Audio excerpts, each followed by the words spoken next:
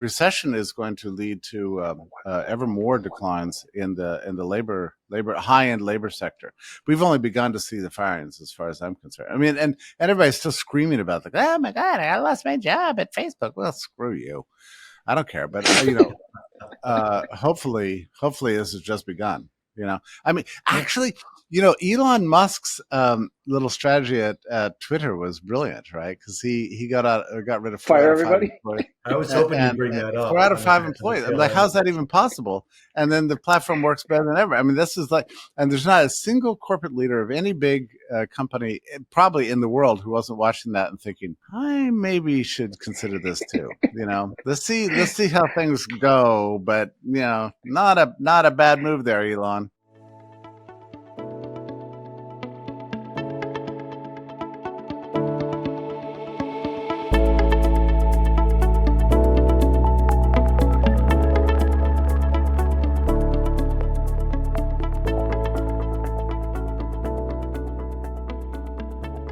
Welcome to the Futures Edge podcast. I'm Jim Uriel. As usual, brains behind the operation and co-host Bob Iacchino.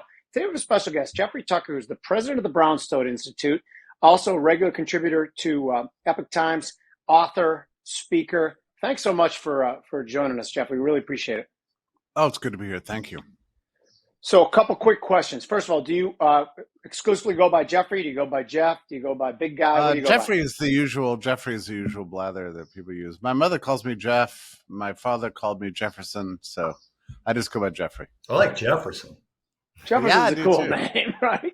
But for whatever reason, we might have to work. It didn't stick. So, So where are you located? Where do you work out of? I'm talking to you from West Hartford, Connecticut. Oh, very cool. I don't know if you've watched our podcast before. We worked on the trading floors for 30 plus years. Our lack of formality might stem from that a little bit on the trading floor. We're kind of abrupt and ask abrupt questions, which we have plenty of, which I think it's going to be a lot of fun because I just read your latest piece from the Brownstone regarding corporatism. Do you mind if we start there? Let's go. Yeah. Well, the thesis of the article is that we're vexed by something we don't entirely understand, mainly because when we're young, we're taught that the big debate is between capitalism and socialism, right? And we think of socialism as nationalized industries and redistribution of wealth, that sort of thing, something maybe like what Marx or the Fabian socialists in Britain taught us. And capitalism is just free markets and minimal government. We're dealing with something completely different now, which is a merger of government with business. And the merger has gotten so tight and extreme that it's hard to tell what's the hand and what's the glove anymore.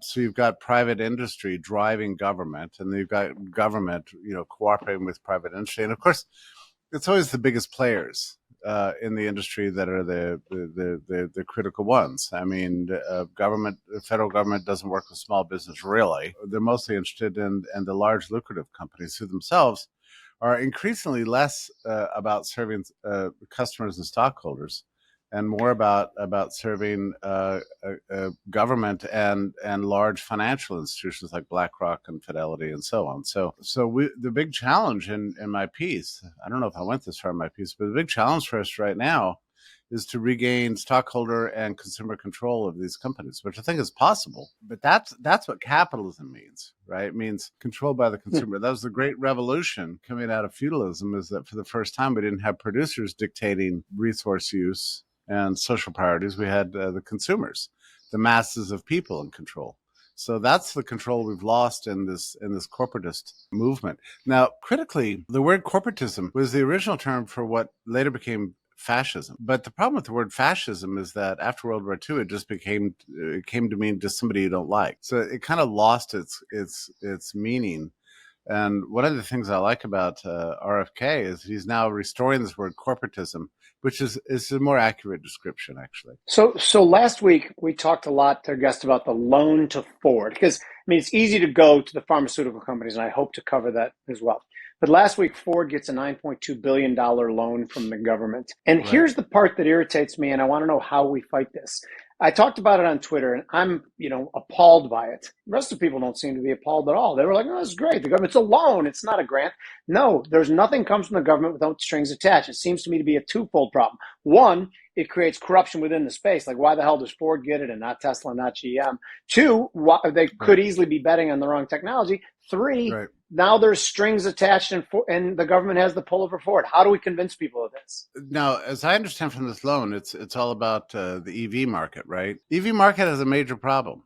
Consumers don't want these things. I mean, it's the people who want them. It became a sort of a status symbol in large urban centers where showing off, your fancy car is you're showing off your attentiveness to social justice or whatever. It was very fashionable. But the problem is these cars have a lot of problems associated with it. There's a use case for them that certainly doesn't pertain in places like Texas or in the Western states. But I mean, even in the Northeast, I mean, this past week I drove 4 hours to a remote campground in New Hampshire from Connecticut.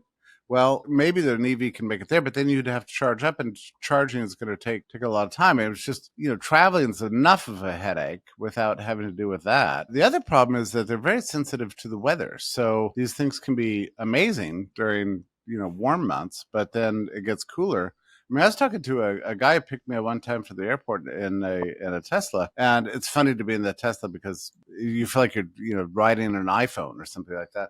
But he told me, I said, "Do you like it?" He said, "I would never get it again because his mileage drops by half during the winter months from what it is in the summer months, and that's a serious drop. And for him, time is money, right? So he would much rather pull into a gas station, fill up over 5 or 6 minutes, than take off, an hour, 2 or 3 or 4 charging his car because those huge monetary losses. So he says, in general, he's losing more money by the time he spends charging the car than he would be in paying for the gasoline. So, that's just from a consumer point of view. So there's a very limited market for these things. I've always suspected too that the status element of driving the Tesla was a driving force to that company's success. Ford and these other companies, are not able to obtain this. They just don't have the cachet of Tesla for whatever reason. It's they're more the Raspberry to the iPhone, and so they can't rely on that. So I guess what I'm saying is that it's a serious problem for a company to accept a loan like that. They might enjoy the money, and especially Ford with losing money, dramatically through mismanagement, bureaucracy, and labor union control. They might enjoy the loan from government, but they still have to sell product. And if consumers aren't buying, corporatism doesn't really work. This is affecting Walgreens right now, which is you saw what happened to their stock today. I mean, it's crashing because consumers don't want their vaccines anymore. Well, they were heavily invested in somebody. So in the end, so long as you have private property, you've got to have buyers for these products. I mean, government just can't force things down people's throats so long as that they can exercise choice. I've actually tried to buy an electric car, and the reason is I grew up basically with loving the Bandit Trans Am, for lack of a better comparable car. I like things that went in a straight line as fast as they possibly could, and the speed of these electric cars from 0 to 60, I'm like, I want to get one of these things. I want to get one. I'll miss the sound, but I just love that sort of slam back in your seat feeling. And I still have not been able to find one that is also functional for the rest of my life. Like, for example, driving back from Florida, where I now live, to Chicago, where my family still is, they're not even getting close. As we get new ones coming out, and to your point, I want one and don't want one. Yeah, that's right. It's a serious problem for long trips. And I tell you, something else is very interesting that people don't think about. I mean, I don't know why this is. Consumers are this problem we could talk about. A major problem with these EVs is any repairs. Anything goes wrong is going to be a very high dollar repair.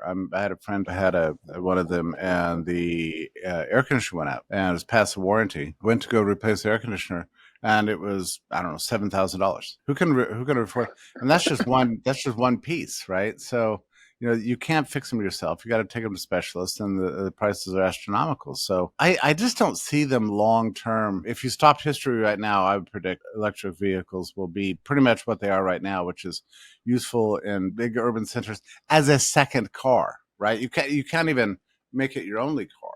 because you still got the winter months, you've got snow, you've got long trips you have to take. So it's a second car. The other issue is the strange about EVs is that it's hard to understand what the rationale is, because from an environmental impact point of view, EVs are arguably, well, they're just as bad and arguably worse, with all the battery manufacturing and disposal and energy consumption, all of which requires, guess what, fossil fuels, namely coal, not oil, right? So it's not clear what the gain is here. And my prediction on all this stuff is that once they get us all in these cars that don't work and are very expensive to repair and don't go very far, to encourage us to use 15-minute cities or whatever their wacko theory is, there's going to be a discovery. Oh, now we know that EVs are no better than gas-powered cars for the environment. So we're going to have to limit your driving and your usage. And here's your new car. Wait, this looks very much like what I saw in the Flintstones. Well, that's right. It's brilliant. It's interesting. To your point about Ford and GM and them not being able to make a dent, I always thought that the point of the sort of badge appeal of Tesla was they started with a $120,000 Roadster that only the wealthy could afford, and they ticked down from there, as opposed to saying the Honda Motors model, who started with, I'm sure you guys remember that brown Civic and that yellow Civic that they had back in the late 70s, early 80s. They started with that. They're like, here, we'll give you a car for $3. And now they're still having a little bit of trouble, especially on the coasts, trying to convince people that Acuras are a luxury car.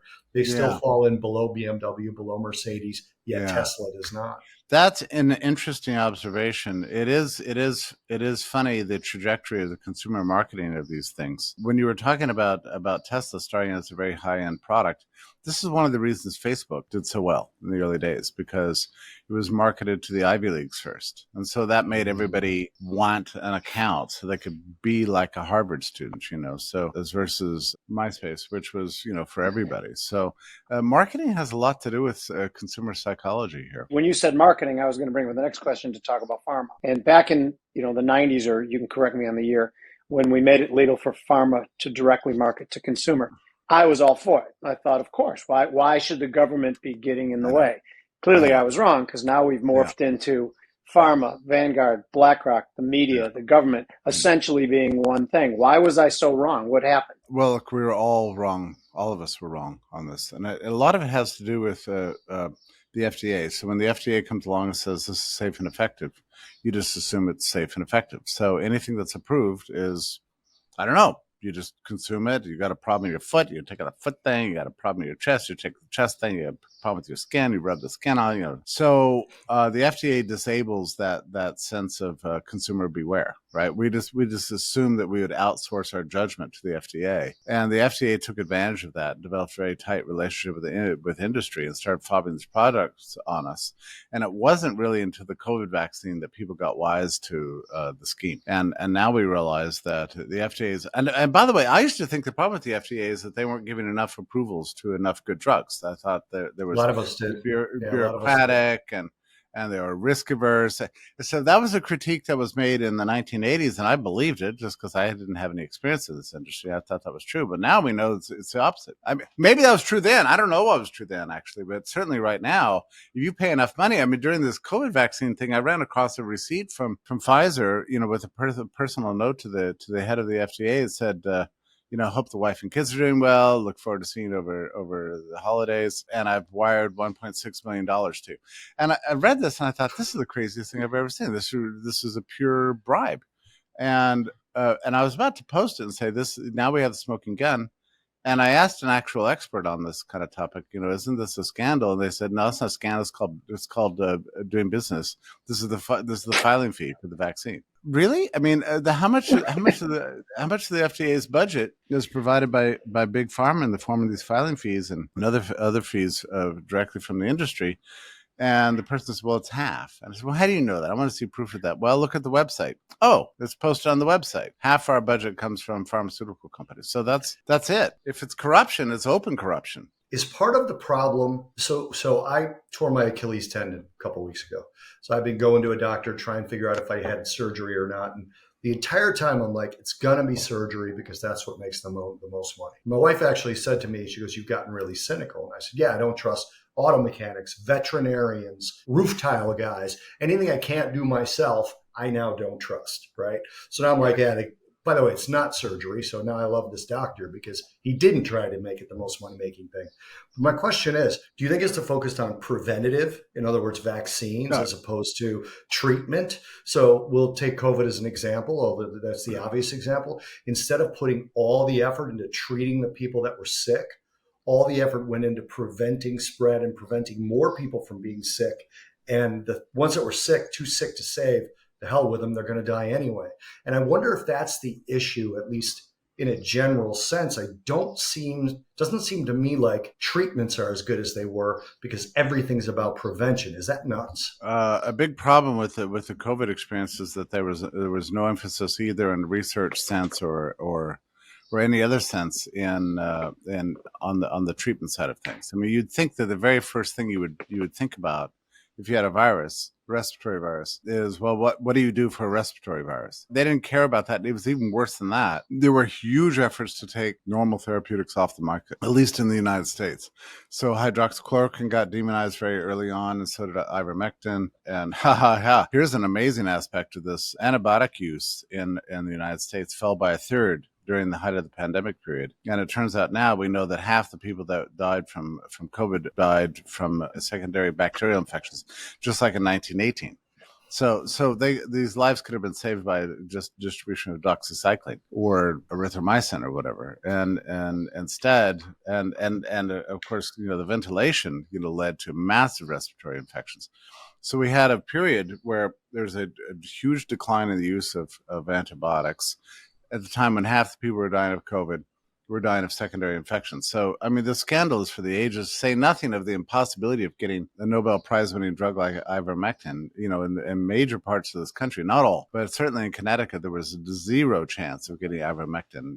Anybody who took ivermectin in Connecticut over the last, in the 2 years between beginning of lockdowns and 2 years later, had to get it from New York. Some other surrounding state in New Hampshire, you could get it. It's just a scandal for the ages. So you might say, why? The answer is pretty simple. The point is that the vaccines were approved under emergency use authorization. The only way you can get the emergency use authorization is if there are no alternatives. So that emergency use authorization is only available in the case of a pandemic where there's no other solutions. So in order to make that true, they had to show complete non-interest, describe ivermectin as horse paste, say ivermectin, hydroxychloroquine doesn't work, forget your antibiotics, let's not study it, all the doctors who are recommending it are quacks, and so on. And then that's what enabled them to get the EUA for the vaccines. The vaccines companies paid a lot of money to the FDA to make this happen. So, I mean, it's a scandal. And also taxpayers paid for the development of the vaccines, and then the companies got a patent for them. And that seems insane. Yeah, it is. And so they're able to charge a gargantuan amount. And then government bought the vaccines. And when not enough people wanted them, then they were able to threaten your job and mandate that you get them. So it was just the worst imaginable kind of combination of corruption and corporatism, I guess you would say. As a side note, I took ivermectin immediately. But I had doses of it from Mexico, just based on the fact of the character of the people who were telling me not to take it. And I was fine with that decision, and I'm not even joking. But you several different times said scandal. It sounds to me, and I don't want to back into saying things that you don't believe, but do you think mistakes were made, or are you saying when you talk about the antibiotics and putting people on ventilators, which we know for respiratory disease is silly, putting people on opioids, despite the fact that medicine had said people if they have respiratory infections should not be able, they should be able to clear their lungs. Are you talking about like crimes against humanity type of shit? Or are you just talking about run of the mill scandal because we want to sell our vaccine? It's not a crime to want money. It's a crime to rob people on the street to get it. Right. So, I think, I don't know why we're so reluctant to describe what happened to the country under COVID as criminal. Probably we should use that term. I'm not reluctant. Yeah. I mean, just because it was officially approved doesn't mean it's not criminal. I mean, it is criminal. If anybody did this privately, it'd be considered a crime. So, and it's interesting to hear you talk about Mexico. Ivermectina, they call it, right? And it's available over the counter. You can get it anywhere. In large parts of the world, there's this really nice kit, that was distributed in many states in India and Mexico, all over Latin America and in Africa, that included ivermectin, zinc, and vitamin D, and doxycycline for secondary infections. There's a COVID kit. All the people who distributed that, had very minimal death per capita. That all the best performing states in the world distributed these things. That includes in all over Latin America. The U.S., all these kits were effectively banned. I mean, some places you could get them, but they're pretty rare. It's really an astonishing thing. In the literature on epidemiology, there was a prediction early on. I'm talking about in the 1990s, that we would never again face a pandemic like 1918, because back then they didn't have antibiotics. They didn't have ivermectin. They didn't have hydroxychloroquine. They didn't have the knowledge of the role of vitamin D in building up your immune system. So because of our medical knowledge, all the greatest epidemiological experts said we will never have to worry about an infectious disease on this order ever again, because we have the knowledge. Yeah, we have the knowledge, but you have to use the knowledge. Yeah. So they actually recreated 1918, even though it was completely unnecessary. I mean, the whole thing is, not to mention, pretending as if natural immunity didn't work. I mean, there were countless times in 2020 and 21 where people like Fauci and Redfield and Walensky and Jeremy Farrar and all these top players were asked about natural immunity, if getting COVID and recovering from it, was good immunity.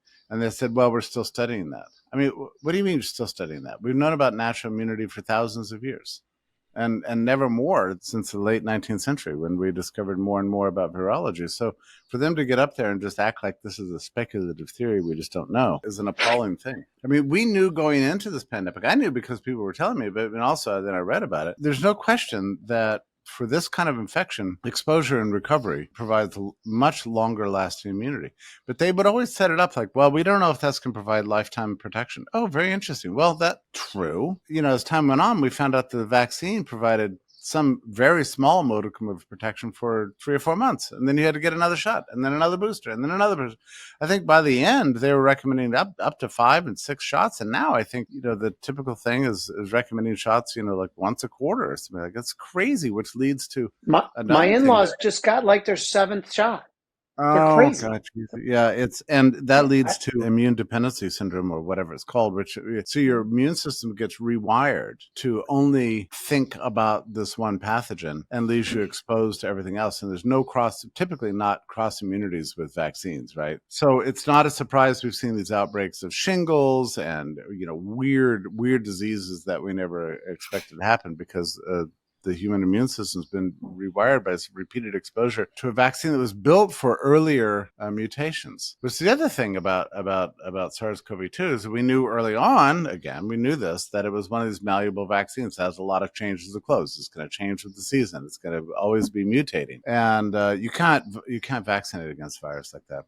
I mean, polio is very stable by comparison. Malaria is another one of these mutating things against which you can't vaccinate. So we know what you can vaccinate against and what you can't vaccinate against. What typical vaccine you can't develop a vaccine for a coronavirus, and they've been trying for decades unsuccessfully. But then they whipped out this new thing. No, now we have an mRNA platform technology which allows us to adapt the vaccine for every new variant. Well, by the time the new vaccine, the bivalent, for example, came out, that was a great experiment in adapting the vaccine for the new variant. Well, that didn't work either. So, it's driving while looking in the rearview mirror, all the time. So the theory didn't work, which is okay, fine. You tried it. It didn't work. Admit it. That's what frustrates me. There's an article today by Rochelle Walensky in the New York Times. They gave her a column inches to babble on about what she thinks went right and wrong with the CDC over the last 3 years. And she's basically thinks that everything was perfect. There's always room for improvement, but, by and large, we did the right thing. I really think that's the main side effect of the vaccine, is just to not notice that anything was even questionable. I mean, again, the whole idea that treatment, we don't have vaccines for cars. Like, we don't inject cars with all kinds of things trying to prevent something that you don't know is going to happen to the car. I mean, otherwise we'd be putting shit in our car every day. If I could, I'm going to let you pick, Jeffrey, because I want to talk about climate and I want to talk about the Fed. Which one do you want to hit first? Let's talk about the Fed, because there's a lot of fascinating things going on right now. So famously, well, at least it's famous to me because it's where I really got hooked on what you do, is you compared in 2020 the Fed printing money, the money that George Floyd used that got him in the unfortunate situation that he ended up in, and subsequently the unfortunate events that happened after that. So you had said that the Fed printing money is almost the same as the currency that George Floyd was using in that convenience store. How far do you take printing money as a major culprit of all that is bad in the economic world right now? Well, certainly I would say it's mostly everything, because most everything that's bad in the economic world today is an outcome of lockdowns, the broken supply chains and the disruption of small business and the consolidation of industry, the learning losses, the loss of the work ethic. Industries can't find decent workers anymore. When you can, it's going to be people like Alyssa Heinerscheid, who, one of these people, comes out of Harvard and Wharton and gets a good internship and then wrecks Bud Light with her stupid theories. So I would say that, lockdowns are the basis of everything. And also the gender dysphoria traces directly to do that. You can't isolate a whole generation of kids in their home, tell them to watch Netflix and enjoy them to play games and watch nurses dancing on TikTok and have them emerge with their brains intact. So suddenly it's, a whole generation of girls think they're boys and boys think they're girls. Everybody's insane. Now, none of this would have been possible unless the Fed had accommodated congressional spending. It's fascinating to me because Powell came into his chairmanship with every intention to dialing back the Bernanke zero interest rate policies. And he was working on that for a good part of 2019 and then had to put a break on that policy. They came to him in early March and said, you've got to help us here. We've got a disaster brewing. And like an idiot, well, a lot of people at that time, went along with it. And so that's when he removed reserve requirements, slammed down rates back to zero, and then proceeded to buy all the bonds that Congress enabled by their reckless spending policies, 1.5, 1.5, 1.5. The Fed was there to eat them all up, all of which, they just created new dollar bills. So at the height of the inflation in 2020, they were increasing the M2 by 26% per annum. So a gigantic increase in the numbers. I'm just going to estimate around the $6, $7, $8 trillion total. Now, we've seen a fall in money supply for specific reasons, but it was an unprecedented inflation. It was inevitable that this would produce price inflation. And this is because, unlike in 2008, where Bernanke actually paid the banks to keep their deposits at the Fed, to keep the hot money off the streets. So that's why we didn't see inflation after 2008. This time they're dropping it like from helicopters into everybody's bank accounts. So the stimulus money that people were getting during that period, was quickly wiped out by inflation over the course of 2021. It was the greatest head fake in the history of modern economics, actually. And all of it was enabled by the Federal Reserve. So then they had to turn around and give us the largest, fastest rate increases in history just to clamp down on the inflation. I saw you write something about M2 contraction. And, M2 contraction was contracted 4 times prior to this time, 4 times in history that it's ever contracted more than 2%. 3 of those times were associated with depressions. The other was a huge banking panic in 1893. This time it's contracted 4.6%. I've argued that 4.6% doesn't mean we're going into depression when you juxtapose that against the $7 to $8 trillion that was shot into the system. Is my point valid? It could be. I think the answer to that is we don't really know. I mean, it all depends if that $7 or $8 trillion that was shot into the monetary system is now endemic into the macroeconomic environment. In other words, absorbed into our daily lives, sufficient. In which case a sudden drop of 4 or 5% could be actually devastating, or whether we're still waiting to see the full effects of that inflation. A lot of this is determined by the velocity of money, which is still not recovered to what it was in 2019. So I think the answer to that we're going to wait and see. Now, based on, economists use this term ceteris paribus, which means, look, everything else equal. If you take a macroeconomic environment that's in equilibrium with the existing money stock, endemic into the structures of production and everything, and slam down money by 5%, you're going to drive a recession. In the real world, not everything's equal. So you might be right.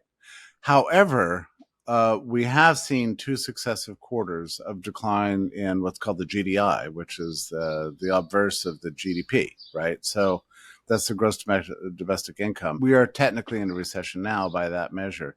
GDP is very much influenced by government spending, and that's still going up. We're going to find out more, I think, in 2 days from now when the new GDP figures come out. So we'll know.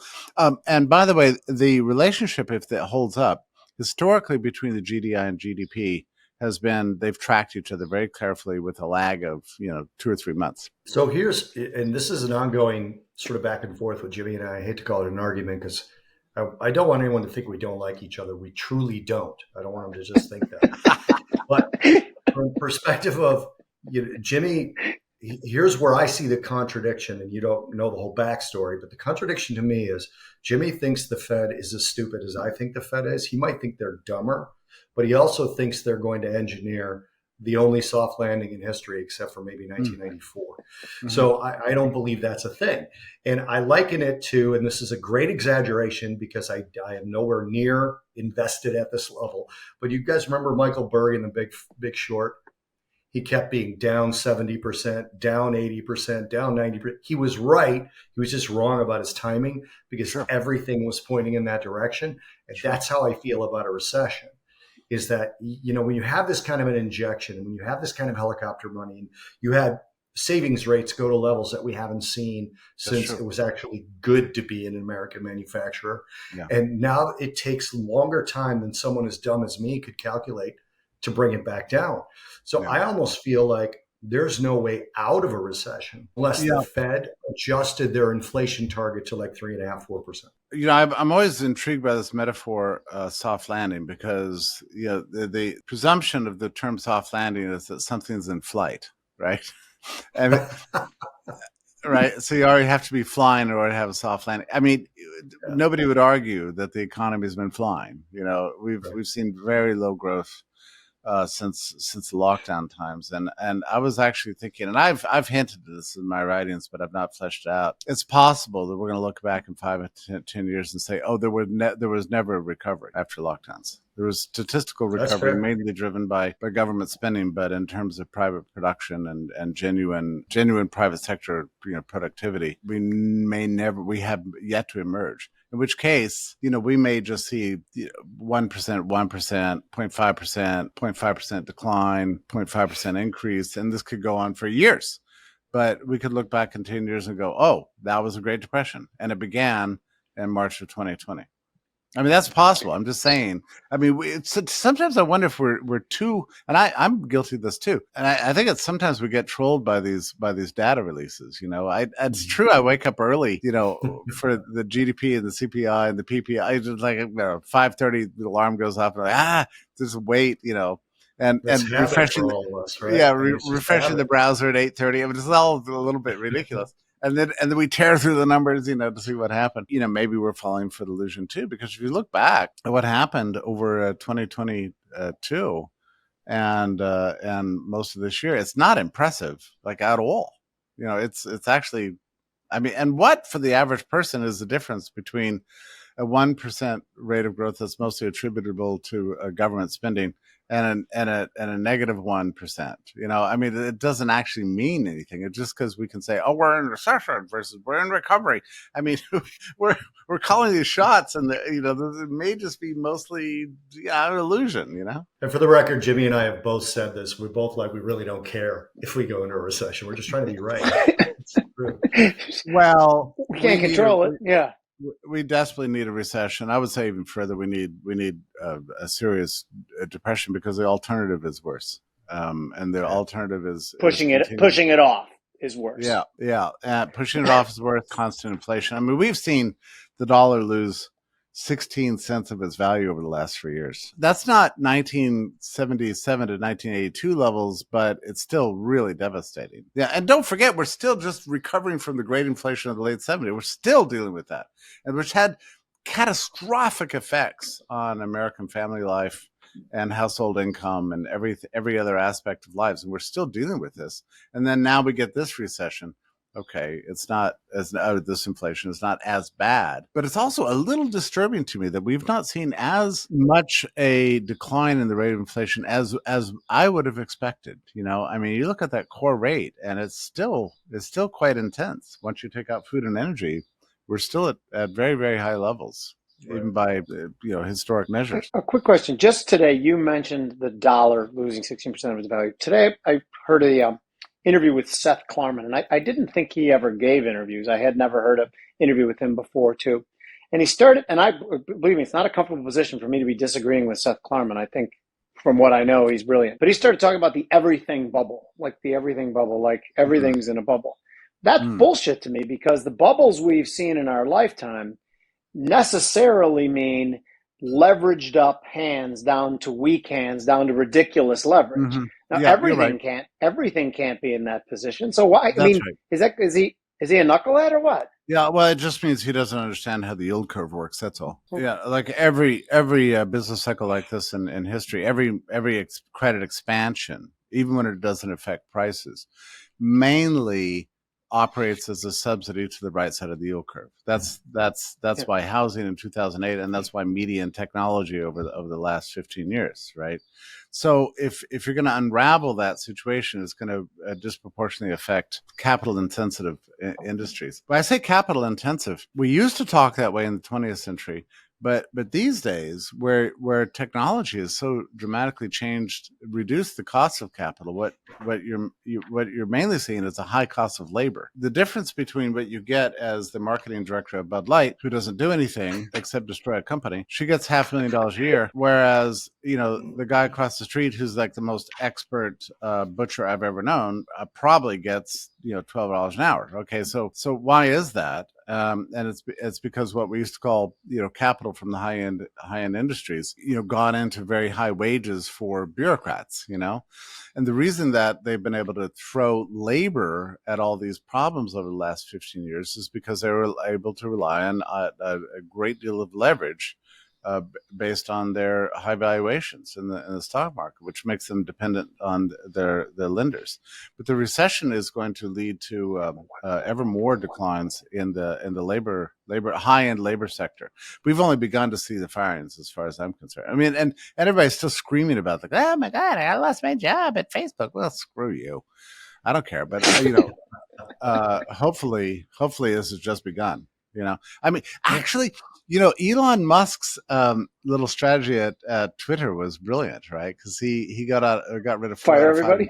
I was hoping you'd bring that up. 4 out of 5 employees. I'm like, how's that even possible? And then the platform works better than ever. I mean, this is like, and there's not a single corporate leader of any big company, probably in the world, who wasn't watching that and thinking, I maybe should consider this too. Let's see how things go. But not a bad move there, Elon. So you twice have mentioned Bud Light, which this is one of my favorite stories, because I just think it was so absurd, and it was so fun to challenge the lefties when I stopped drinking Bud Light. I'm like, no, it's bullshit. He's making fun of women. He's making fun of the characteristics that women have been trying to shed an association with for 50 goddamn years, and this clown is going to be part of it. But now here's a question that I think is very, very serious. I don't think Bud Light or Target was trying to curry favor with their customers. I think they were trying to curry favor with the government, with some social credit score, whatever it is, and that terrifies me. Could I be right?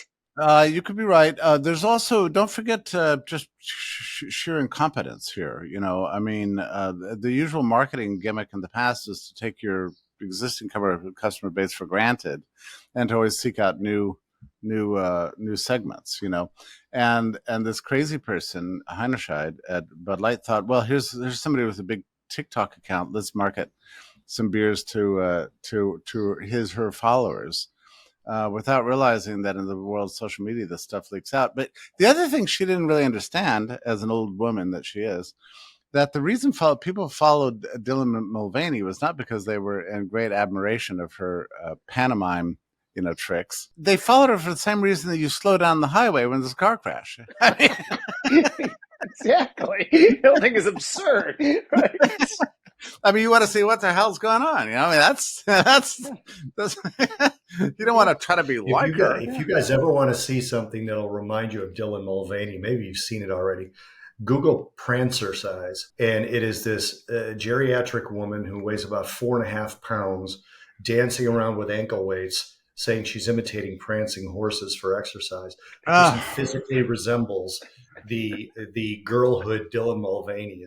It's absolutely hysterical. Let's get Michelob to send her a beer with the thing. Yeah.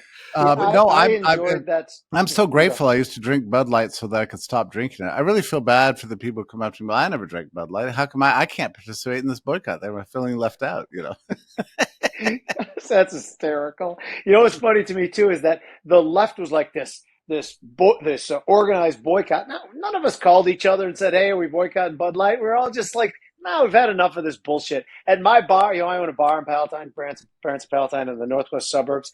The next 2 days after the whole bullshit broke, we sold no Bud Light, zero Bud Light. Yeah. Since then, we've sold a little bit more, but people nobody said a word about it. Nobody's like, "Hey, we're not drinking Bud Light anymore." It was just no, I'm just tired of the bullshit. Well, this is the thing. The New York Times, the most insufferable paper, they've attributed this to conservative influencers. You didn't need conservative influencers manipulating their conservative followers. No. That's not it. These are like normal people going, this is not my thing. And that's the key. So I'm in Southwest Florida. I went to my Target. There were no tuckable bathing suits at the front. There were no displays. So I went to my Target. To me, it was no big deal. And the minute that I started hearing we should all boycott Target, I'm like, look, the core conservative value to me is do what you want. Don't bother anybody else. Right. As long as you're not hurting anybody else, don't do it. My Target did none of the sort in very red Southwest Florida where I live. Yeah. It seemed like the store decorators manager, whoever does that job, knew they shouldn't or knew it might be a problem, and they just didn't do it. The issue I've always had is, when did our closest friends down here are a gay couple? They're two wonderful guys. They've been together 12 years. Yeah. It's the people we hang around with the most down here. And they've actually expressed to me, this is not what we ever wanted. Of course. We just wanted to be left alone. Oh, of course. That's it. Yeah. And not only that, but L, G, and B don't like T, because T reverses their whole identity. So it doesn't. Yeah. So that's why they string all doesn't these exist. Letters. Yeah. They string all these letters together as an attack on the first three. So it's a great, it's the exclusion of women. Interestingly enough, to the exclusion of women, but the inclusion of so-called people of color. Oh yeah, no, right. It's vicious to try to take the old civil rights movements and these pride displays are just unbearable. With the endless rainbows and everything. And anyway, it's upsetting a lot of people. All of this gets us back to the initial question about corporatism. My main point is whether you like Bud Light or not, consumers need to be put back in charge of production decisions. That's the way capitalism is supposed to work. But it's not going to happen unless consumers get wise. And what I'm seeing is the birth, and it's very exciting, of a new consumer movement, which is all about not trusting the meds just because they're on sale at CVS. Not blindly just going through life and grabbing whatever kind of thing has been advertised to you, but to thinking about what you're doing. Thinking about your groceries, your medications, where you're living, the things you're consuming, what you're putting in your body, and taking charge, not only of your eating and your vaccines, but even things like your nutrition. That's the way to keep the doctor away, is nutrition. Doctors don't study nutrition in medical school. That's very interesting. So we're starting to see these big changes. So the collapse in Walgreens stocks today has got a very similar root as the boycott of Bud Light. They both represent consumers getting smart, all of which traces to the loss of trust in institutions, public health, government, media, technology company, everything. We've got politicians, huge loss of trust. Well, You can't trust them. Who can you trust? We got to learn to trust yourself, which means you have to educate yourself. You have to act on that. So I think that's a dramatic cultural change, and I think it's going to have huge economic impact in the coming years. Hey, Jimmy, real So quick, I just this want is to a tell people we're yeah, go. recording on Tuesday, the 27th, and Walgreens is currently down a lot. So I just wanted to have a reference point for people who are looking at Walgreens. It's down somewhere in the range of 9.5%. Yep. So it sounded to me like you're positive about this movement now, which I want that to be, because you're preaching to the choir here about personal responsibility. Like even at the beginning of COVID, guys like Bobby and I, we work out obsessively. I remember thinking, we're not all in this together. I've been building my house of bricks for the last goddamn 10 years. We're not all in this together. But anyway, the question I was going to ask is that social media seems to play a large part in this, because now there's mistrust in the media. And that's really the only way we can communicate. Do you see it as being the big linchpin in the whole way that we communicate and the way that this movement is going to gather steam? Yeah, I think sometimes people can exaggerate the extent of the decentralization of media. On the other hand, it's wrong to ignore it. The major networks still have a great deal of power. There's a whole generation that still, hangs on to the nightly lineup of the big networks and that sort of thing. On the other hand, I've noticed this myself. I was on a show a couple of days ago by a guy I never heard of, and they contacted me like it was, the royalty has arrived to bless me with their awesomeness. I never heard of the guy. Well, I went on the show. It turns out that the guy's got tens of millions of followers everywhere and viewers everywhere. And this is a very influential show. I'd never even heard of it. So I think this is the way things are going. And I think about when I was growing up, I mean, it's actually bizarre when I think about it. News lasted 30 minutes and it was distributed by 3 networks, and 10 minutes was international, 10 minutes was domestic. And then you got the sports and the weather, and they were done. And then you move on to watch Love Boat and the Sonny and Cher show. So that doesn't mean that nothing was going on. It's just that we weren't being told about it, Yeah. Now we've got all these alternatives out there, and the implications of that, I think, are incredible. Also, let's just assume that we're just at the beginning of this, And actually, I used a test for this with my mother, who's my sort of always my test case and everything. And I asked her about RFK's video where he was doing push-ups and he stood up as a 70-year-old man who looked like Aquaman, which I have to say inspired me. But I asked my mother if she knew about it, and she said, "Oh, sure, everybody knows about that." Well, as far as I know, that was never reported on any of the major networks. So I don't think she saw that on TV. So how did she get that information? I didn't ask her. All he did was post that on Twitter, and it's probably most everybody in this country knows about it. So that's kind of a lot of power if you think about it. That's very encouraging. Bobby, you and I spend a lot of time in the weight room. Roids or no roids? Roids, Me? right? Me? No, for RFK. Oh, you saw his body. No, I don't think. Well, if you're asking me, none right now. But RFK, but I'm just saying, can a 69-year-old build that type of muscle without he wouldn't have that level of muscle without TRT, testosterone replacement. He's definitely on testosterone replacement. Yeah. He might be on low levels of growth hormone, but steroids to me is different, even though they're chemical compounds. And basically, this is the sort of I did steroids 20 years ago. And the difference is there's a lot of confusion. People think you inject steroids, and I don't know if I should have said that. Anyway, you inject steroids and you sit down, and the next day you are like giant. You still have to work. And it's not how it works. Yeah. It's recovery, right? You actually, it allows your body to recover. So if you're on steroids, you can, for example, train chest 4 times a week, and the muscles repair and you can train again. So it ends up that you're able to triple and quadruple the output. Testosterone replacement, it doesn't necessarily help your tendons or ligaments, to my understanding, but it does help in a similar fashion where you are able to recover like somebody 10, 15, 20 years younger. Jeffrey, do you disagree with any of that? I just don't know. I wouldn't. I'm not aware of that. But the guy with the ponytail and the tattoos in the gym told me all this. So. I know he's right. And Jeffrey, on our show, just because you don't know about something doesn't mean you can speak like an expert on it. We do it all the time. I try not to talk about that. No, but honestly, all kidding aside, the reason I know about this, I wear this all the time, and it's a medical alert tag. I had a brain tumor in 1997.